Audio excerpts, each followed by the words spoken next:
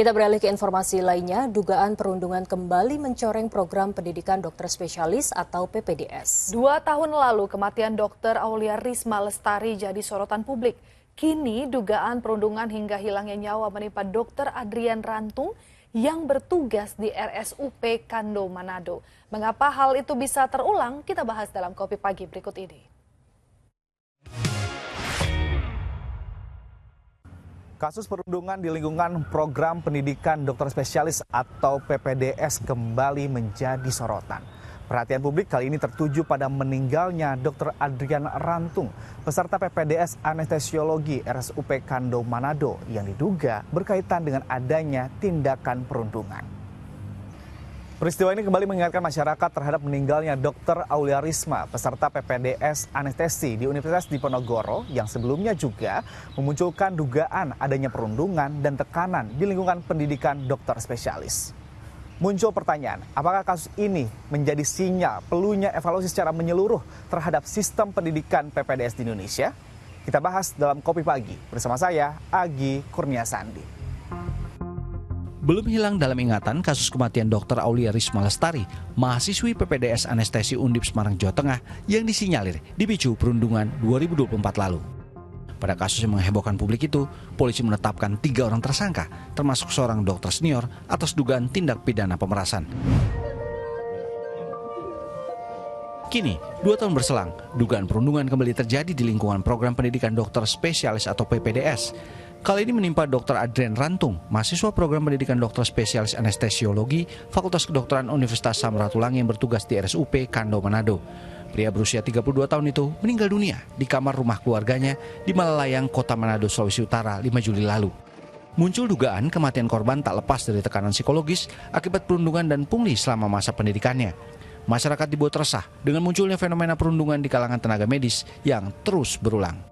Kalau menurut saya itu harus ada review di bidang sistemiknya ya, bagaimana cara fakultas-fakultas tersebut untuk mendidik dokter-dokter baru.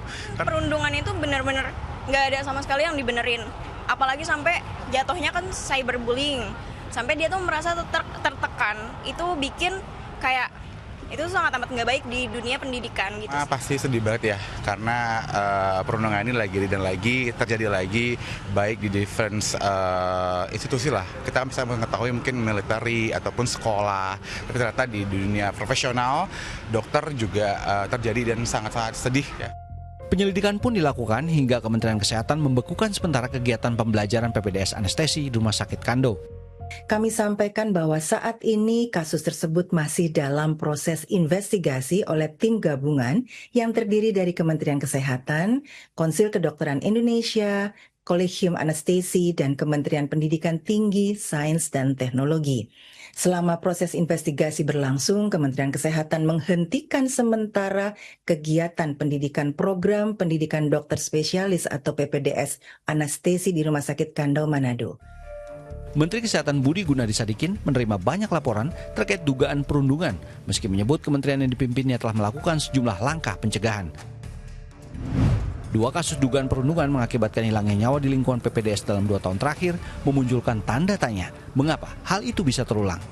Praktek negatif senioritas yang telah berlangsung lama diduga jadi sebab terus berulangnya kasus perundungan di lingkungan PPDS.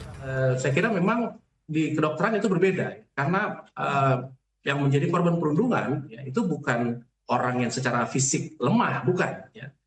Jadi saya melihat ini justru ada perubahan ya dari zaman dan era begitu. Kalau boleh kita bilang praktek perundungan di kedokteran ini bisa jadi sudah berlangsung lama. Ini bagian dari tradisi feodal. Ya. Jumlah jam kerja di luar batas ikut menjadi sorotan. Pengurus Besar Ikatan Dokter Indonesia telah meminta Kemenkes untuk membatasi jam kerja dari 80 jam per minggu menjadi 40 hingga 50 jam per minggu. Ya, kita sudah melakukan pertemuan dengan Kemenkes ya, memberikan masukan kepada Kemenkes, dan kita sudah berbicara khususnya untuk masalah jam kerja. Biasanya kan jam kerja itu menjadi beban yang bisa menurunkan stamina dan menurunkan segala hal ya, secara psikologis ya. Dugaan tindakan perundungan di lingkungan pendidikan dokter spesialis menjadi perhatian serius karena menyangkut keselamatan peserta didik dan kualitas sistem pendidikan kedokteran di Indonesia. Evaluasi terhadap budaya pendidikan, mekanisme pengawasan, serta pelindungan terhadap peserta PPDS dinilai penting agar hal yang serupa tidak terulang kembali. Kita juga menantikan bagaimana langkah konkret dari seluruh pemangku kepentingan untuk memastikan lingkungan pendidikan yang aman, profesional, dan bebas dari berbagai tindakan perundungan. Dari Jakarta, Agung Sandi dan Ahmad Teguh melaporkan.